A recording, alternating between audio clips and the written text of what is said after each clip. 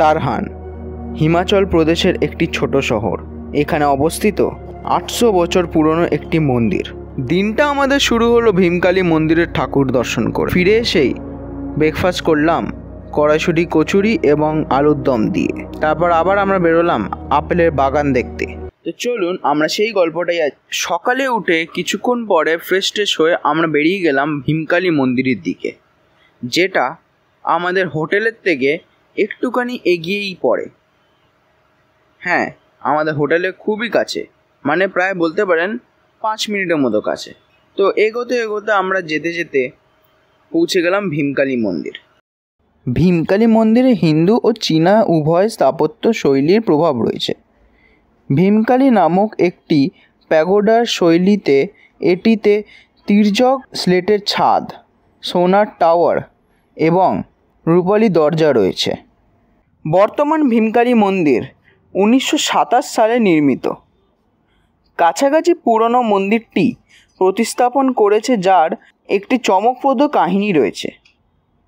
1905 সালের ভূমিকম্পের সময় পুরনো মন্দিরটি সামান্য কাত হয়ে গিয়েছিল, কিন্তু পরবর্তী কম্পনের সময় আশ্চর্যজনকভাবে সোজা হয়ে যায়। মন্দিরের রীতি অনুযায়ী এই মন্দিরে প্রবেশ করার আগে মাথায় একটা টুপি বা রুমাল পরে ঢুকতে হবে। মন্দিরের বিল্ডিংয়ের ভিতরে ভিডিও তোলা অ্যালাউড নেই, কিন্তু আমি এটা বলতে পারবো যে মন্দিরের ভিতরটাও খুবই সুন্দর। আপনারা এখানে নিশ্চয়ই পুজো দিতে পারেন। পুজো দেওয়ার পর আমার হাতে একটা ধাগা বেঁধে দিলেন ঠাকুর মশাই। তো আজকে হয়েছে কড়াইশুঁটির কচুরি, তারপরে আলুর দম, আর তারপরে সুজি।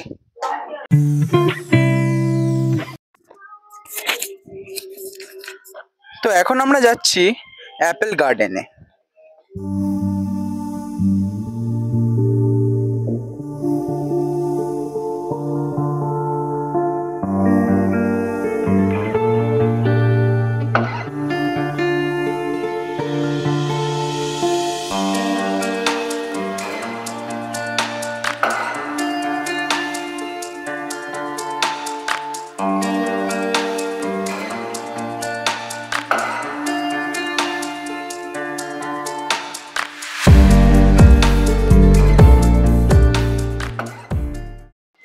সাংলা হচ্ছে একটা টাউন বাজপা ভ্যালিতে। এটা লোকেটেড হিমাচল প্রদেশের কিন্নর ডিস্ট্রিক্টে, আর এটা টিবেটিয়ান বর্ডারের কাছাকাছি। সাংলা ভ্যালি শুরু হয় কারচাম থেকে আর শেষ হয় চিটকুলে। এখানকার লোকালসদের একটা নিজস্ব ভাষা আছে, কিন্নরি ভাষা, আর একটা নিজস্ব কালচার আছে। ভ্যালিতে আপনারা Kamru fort, lake and dam, Kupa আর বিভিন্ন টেম্পল যেমন কি বদ্রীনাথ টেম্পল এক্সেট্রা দেখতে পারবেন। বাই বাই টু সারান। এখন আমরা যাচ্ছি সাংলা ভ্যালিতে। 1 মিনিট দাঁড়ান, আমি দেখছি যে আপনাদের মধ্যে অনেকজন ভিডিও তো দেখছে কিন্তু লাইক করছেন না। তো প্লিজ আমি এটা রিকোয়েস্ট করব যে আপনাদের যদি ভিডিওটা ভালো লেগে থাকে আর আগের ভিডিওগুলো ভালো লাগে, তাহলে প্লিজ একটা লাইক করবেন আর আমার চ্যানেলটাকে সাবস্ক্রাইব করবেন। তাতে আমার অনেক হেল্প হবে আর আমি আপনাদের সামনে আরও এরকম ভিডিও দিতে পারবো। আর হ্যাঁ, কমেন্ট করতে নিশ্চয়ই ভুলবেন না যে কেমন লাগছে আপনাদের ভিডিওটা।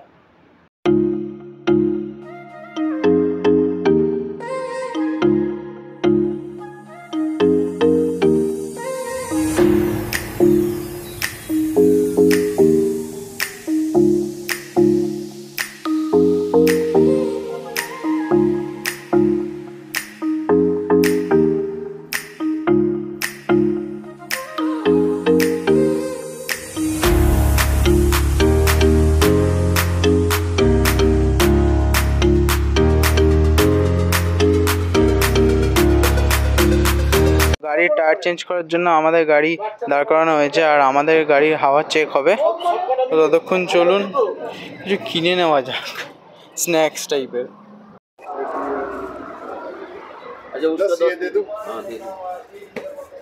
তো এই দুটো নিলাম।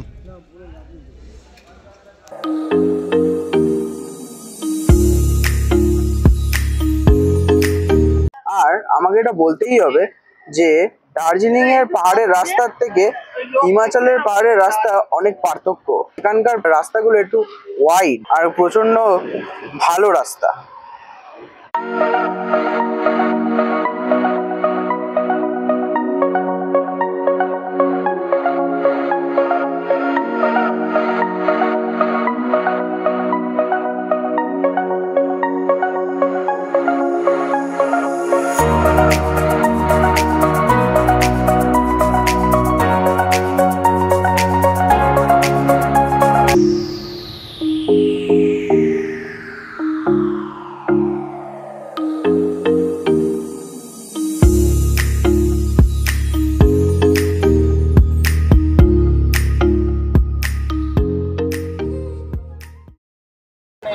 छाया है ना, हाँ, यहाँ से ये बस के ऊपर गिरा था और बस नीचे पहुंची थी। यहाँ पर बस के ऊपर लैंडस्लाइड गिरा था। बस के ऊपर और बस पहुंची जाके नीचे, देख रहा कितनी गहराई है। बाप रे बाप। তো যেমন আপনারা শুনলেনই, এখানে বাসের উপর ল্যান্ডস্লাইড পড়েছে আর সবাই পুরো কি বলবো, यहाँ से আরে বাবা এই জায়গাটা দিয়ে এখানে পড়ে গেছে। अब देख रहा नीचे गहरा कितना है। আর ভাবুন কত ডেঞ্জারাস তাহলে এই রোডটা, বৃষ্টি না হলে এখানে ল্যান্ডস্লাইড হয়। একটা কথা আছে যে সব সুন্দর জিনিসের পিছনে একটা ভয়ানক সত্যি থাকে, সেরমভাবেই এই জায়গাটা যতটা সুন্দর ততটাই খতরনাক। কারণ এই জায়গাটায় অনেক বেশি ল্যান্ডস্লাইড, ল্যান্ডফল আর রকফল হয়। বৃষ্টি পড়লেও হয়, আবার বৃষ্টি না পড়লেও হয়। যেই জনবসতিটা আপনারা এখন দেখছেন সেটার নাম হচ্ছে নিগলসারি, আর এটাও সেই ল্যান্ডস্লাইড প্রোন এরিয়াটার মধ্যেই পড়ে। আবার এই জায়গাটার মধ্যে অনেকগুলো হেয়ারপিন বেন্ডও আছে। হেয়ারপিন বেন্ড মানে পাহাড়ের যে শার্প টার্নসগুলো, সেই জায়গাগুলো। যেমন আগেই আপনাদের আমি জানালাম যে এখানে একটা বাসের উপর ওটা পুরো খাদে পড়ে গেছে, সেরমভাবে এখানে অনেক লোকেদের প্রাণহানি হয় আর প্রাণহানির আশঙ্কা থাকে। এখন আমরা পানিপুরি খাচ্ছি সবাই এখানে, তাও আবার ফ্রিতে। ठंडा पानी, एकदम ठंडा पानी।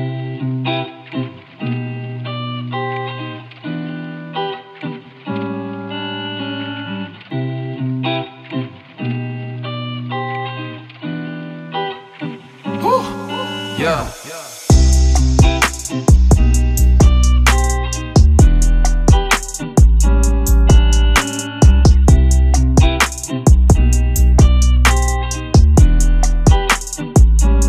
এখন আমরা এখানে নেমেছি লাঞ্চ করার জন্য। এই হাইওয়ে ধাবাতে আমরা বসে বসে লাঞ্চ করব। আমাদের যিনি গাইড তিনি নিজে থেকে এনেছেন কুক, আর ওনারাই কুকিং করে আমাদেরকে লাঞ্চটা সার্ভ করবে। এবার মানে কুক করা হয়ে গেছে, এবার উনি সার্ভ করবেন। দেখি কি আছে লাঞ্চে। তো আমরা যেখানেই লাঞ্চ করতে নামি সেখানে সবসময় একটা ভালো সুন্দর দৃশ্য থাকবেই থাকবে, আর এই দৃশ্যটা তো নো এক্সেপশন। এই দৃশ্যটা এত সুন্দর, মানে পাহাড়ের মাঝখান দিয়ে এত সুন্দর শতাব্দী নদীটা বয়ে আসছে। তোমার কি কথা বলার আছে ভাবি? তোমার কি বলার আছে এই দৃশ্যটার ব্যাপারে? কোনটা? এই দৃশ্যটার ব্যাপারে কি বলার? অসাধারণ, অসাধারণ। এই ভিউ খুব কম দেখা যায়। যেরকম ওয়েদারও সেরকম নদীটা দেখছি ভালো। তো হ্যাঁ, এটা হচ্ছে শতাদ্রু নদী। আর আমার তো দৃশ্যটা অসাধারণ লাগছে। আপনার কেমন লাগছে ওটা আপনি কমেন্টসে নিশ্চয়ই জানাবেন। লাঞ্চে আমাদের দিয়েছে সবজি, চিকেন কষা, ভাত আর ডাল।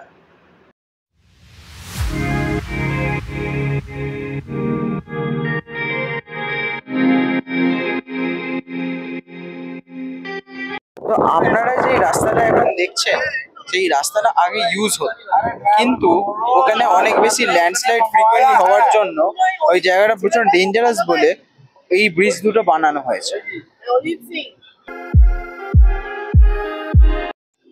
এটা হচ্ছে কারচাম ড্যাম।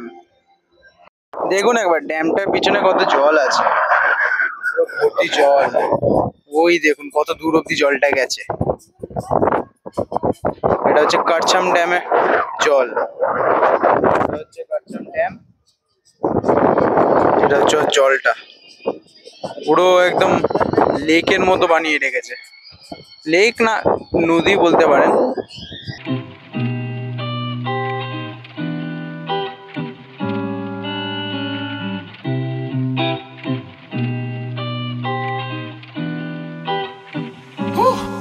Yeah.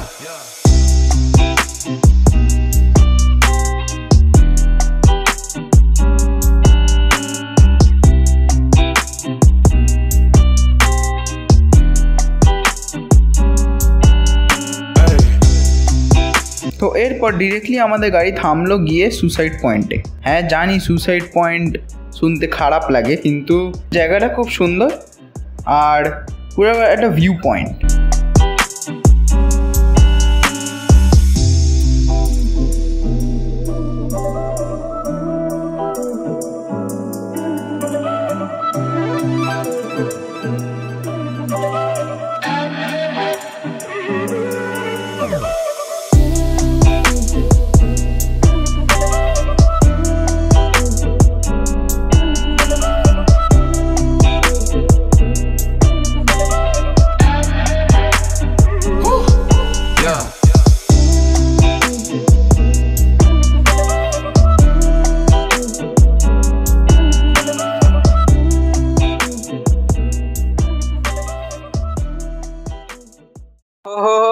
পৌঁছে গেছি বন্ধুরা তো আমাদের নেক্সট ডেস্টিনেশনের নেক্সট হোটেলে। এবার দেখুন, এটা ওর নাম হচ্ছে হোটেল ক্লাসিক। তো এবার আমরা একটুখানি রুমটা গিয়ে দেখে আসবো, আর হ্যাঁ অবশ্যই এর ভিউটা দেখবো। তো চলুন আগে প্রথমে আমরা ভেতরে যাই।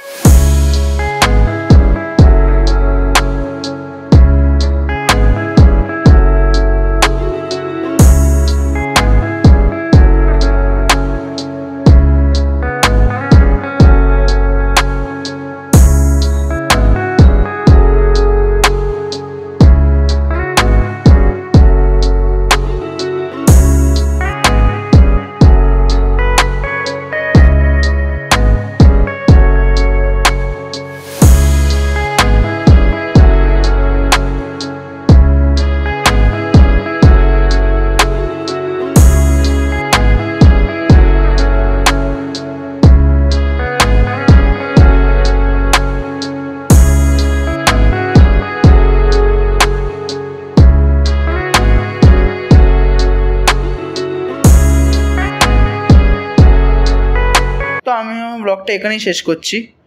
যদি আপনারা এর ফার্স্ট পার্টটা দেখতে চান তাহলে ওর লিঙ্ক আমি ডিসক্রিপশানে দিয়ে দেবো। সেকেন্ড পার্টেরও আর থার্ড পার্টেরও আমি সেম লিঙ্ক ডিসক্রিপশানে দেবো, তো ওখান থেকে আপনারা দেখে নিতে পারেন। আর তার সাথে আমাদের বিকেলবেলায় স্ন্যাক্স আমাদের দেওয়া হয়েছিল ডিমের ডেভিল দুটো। রাত্রিবেলা আমাদের সার্ভ করা হলো রুটি, তার সঙ্গে মটন কষা। যদিও মটন কষাটা একটুখানি শক্ত ছিল আর টেস্ট মোটামুটি ছিল।